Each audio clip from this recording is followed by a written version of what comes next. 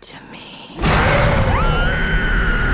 Edgars' fascination with Nosferatu began at a young age. His first encounter with Murnau's film came at age 9 when he saw a photo of Max Schreck in full Count Orlok makeup. This early exposure started a lifelong obsession which led to a high school stage adaptation of the film that he co-created with Ashley Kelly Tata, now a theater director. Edgars' passion for the material was evident even in his teenage years, and it seemed inevitable that he would one day revisit the story in his own cinematic language. The remake, long in development, carries the weight of his personal history. However, the years of preparation may have overburdened the final product, leaving it feeling overly polished and emotionally distant. And that's what we're here to explore. In this video, we'll dive into the differences from the original, intricate details like the treatment of spirituality and much more. So without further ado, let's begin. Before we go into our explanation, we have a very small request. If you like our content, please support us by subscribing to our channel. This is a small click for you, but for us it means an awful lot. Thank you, and let's begin.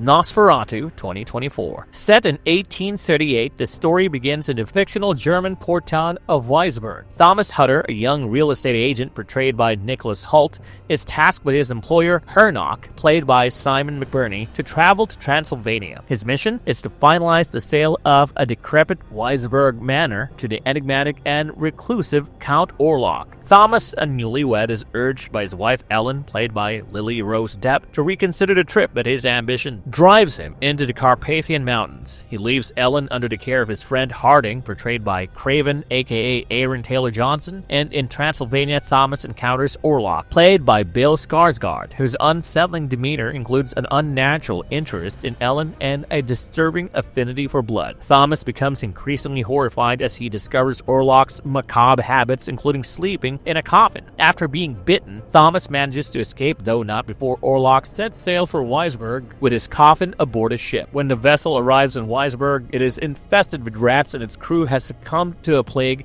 that quickly spreads through the town, plunging it into chaos. Thomas returns to find Ellen in a troubling state. During his absence, she has suffered seizures and bouts of sleepwalking, which the local doctor has been unable to explain or treat. Seeking answers, the doctor consults an occultist played by Willem Dafoe, who identifies Orlock as the vampire Nosferatu. The occultist reveals that Ellen is the only one capable of defeating Orlock by luring him to her bed and keeping him there until the dawn. How does Edgars' remake stand against Murnau's original? The remake of Nosferatu by Robert Edgars brings new life to F.W. Murnau's 1922 silent classic, but it takes the story in directions that provoke both admiration and critique. The original Nosferatu was a groundbreaking work of its time, an unauthorized adaptation of Bram Stoker's Dracula, which introduced Max Schreck's iconic portrayal of Count Orlok. Murnau's film, which is remembered even after 100 years for its haunting visual artistry and evocative simplicity, was in all sense a landmark of horror cinema. Edgars' retelling, while visually striking and meticulous in historical detail, diverges significantly from its predecessor in tone, narrative focus, and thematic complexity, often to mixed results.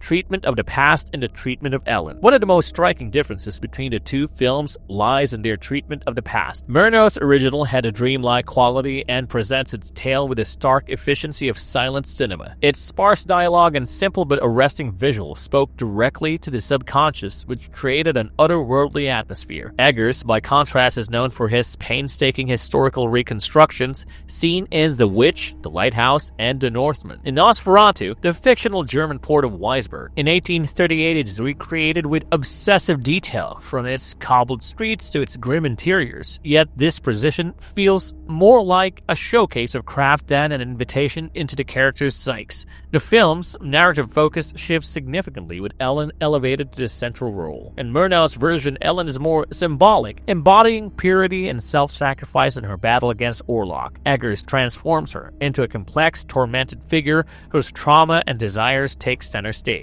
The film dives into her backstory and reveals her as a lonely girl haunted by a supernatural assault from Orlock, which left her with a curse and an unbreakable connection to the vampire. This expanded characterization gives more of a psychological quotient, but also introduces pretty troubling implications. Ellen's sexual impulses and past violation are foregrounded in a way that reshapes the story's moral framework, and it all emphasizes on her agency, but at a disturbing cost. Lily Rose Depp's portrayal of Ellen is is uneven to say the least. While she excels in scenes of supernatural possession, contorting her body and face in scary displays of otherworldly interference, she struggles to convey Ellen's inner life in quieter moments. The character often feels inert, her passivity undermining the film's emotional stakes, and maybe she should have gone to a few more of those acting classes. In contrast, Nicholas Hoult brings vitality to Thomas Hutter, Ellen's husband. That's because he probably went to those classes that Lily Rose missed. His journey to Transylvania, tasked with closing a real estate deal for the enigmatic Count Orlok, provides some of the film's most gripping moments. The sequence of Thomas's arrival at Orlock's castle with an unmanned coach appearing out of the fog is definitely one of the most beautiful scenes of the movie and resembles the same nightmarish quality that made the original so memorable. Hoult's performance effectively conveys Thomas's growing dread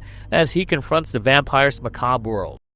Portrayal of Orlock. Another difference is the portrayal of Orlock himself. Bill Skarsgård's portrayal of Orlock is pretty different from Schreck's gaunt, rodent-like interpretation. Cloaked in shadows and sporting a hearty mustache, Skarsgård's Orlock is both particularly spine-chilling and strangely pathetic. He is a creature trapped by his obsession with Ellen as she is by him. This dynamic introduces a fascinating layer of mutual entrapment as the two characters seem fated to destroy each other. However, this theme remains underdeveloped, emerging only in fragments rather than as a cohesive narrative thread. As far as the supporting cast is concerned, they add texture to the story, but I must admit their roles are sometimes underutilized. Aaron Taylor-Johnson did great as Harding, Ellen's skeptical brother, whose search for a cure to her condition underscores the clash between science and mysticism. Willem Dafoe, like always, was memorable as Professor Albin Eberhard von Franz, an eccentric occultist whose grandiloquent pronouncements add a touch of theatricality, yet these characters often feel like pieces in a carefully arranged tableau rather than fully realized individuals.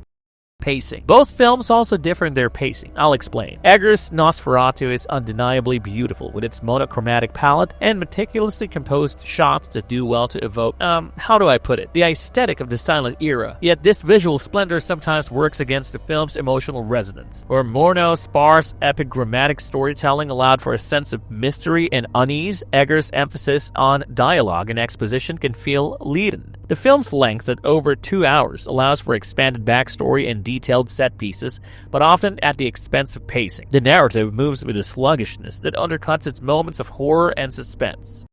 Ellen's sacrifice. One of the film's most disturbing and effective elements is its treatment of Ellen's sacrifice. Eggers complicates this by linking Ellen's final confrontation with her past trauma. The film implies that to defeat Orlock, she must re-engage with the monstrous relationship that began in her youth. This narrative choice, while bold, risks alienating viewers with its disturbing implications, reframing Ellen's heroism in a way that feels more punitive than redemptive. Despite what can be called its flaws, if we are being strict, Eggers' Nosferatu has moments of genuine brilliance. The scenes of Thomas's journey to the castle, the plague-ridden ship's arrival in Weisberg, and Ellen's supernatural fits are executed with an intensity that recalls the best of Eggers' previous work. These scenes, however, are overshadowed by the film's more ponderous stretches, where its academic approach to the material feels at odds with the visceral power of the story. So these were the four major differences. Those that just hit you right in the face, but there's another subtle difference. Something that's largely overarching, and that's the treatment of spirituality and religion in Eggers' movie. So let's talk about that for a moment. Treatment of spirituality and religion. The film opens with a flashback to a young Ellen crying out in the darkness, begging for divine intervention. Instead of a guardian angel, her plea summons Orlock. So that could not have felt nice. Once a mortal sorcerer described as a black enchanter, Orlock became a vampire through a pact with the devil. The film frames him not as a tragic anti-hero, but as a manifestation of unrelenting spiritual evil. His crypt is adorned with occult symbols such as an inverted heptagram and throws light on his demonic presence, reinforced by biblical allusions, like Revelations chapter 13 verse 2, which links him to apocalyptic imagery. Ellen, thanks to her early encounter with Orlock, has premonitions and psychic sensitivities throughout the film. Her ability to foresee events and her mystical connection to Orlock are both a curse and a potential weapon in the battle against him. Franz, the learned occultist aiding the fight, views Ellen's connection to the supernatural as her greatest strength, suggesting she was born for this confrontation. He romanticizes her nature, likening her to a a priestess of Isis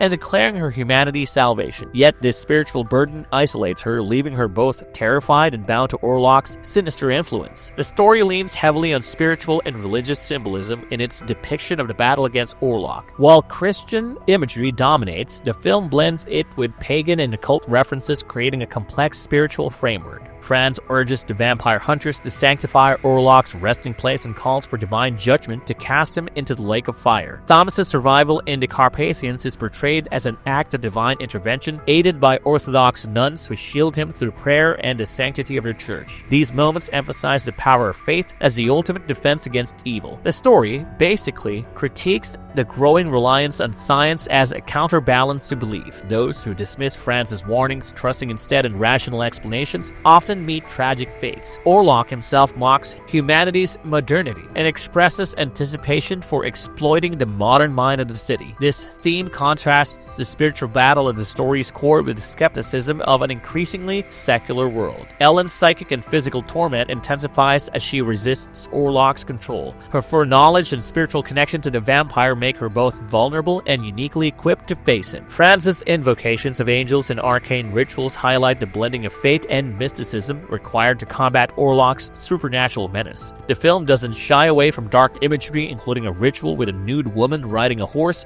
over a grave, which means that the film explored occult practices alongside Christian motives. Lastly, in its portrayal of the spiritual struggle, the film elevates Ellen's role while complicating her plight. The story presents her as both a victim and a reluctant savior, caught in a web of supernatural forces beyond her control. This balance between horror and salvation drives the tension, leaving an indelible mark on the film's spiritual landscape.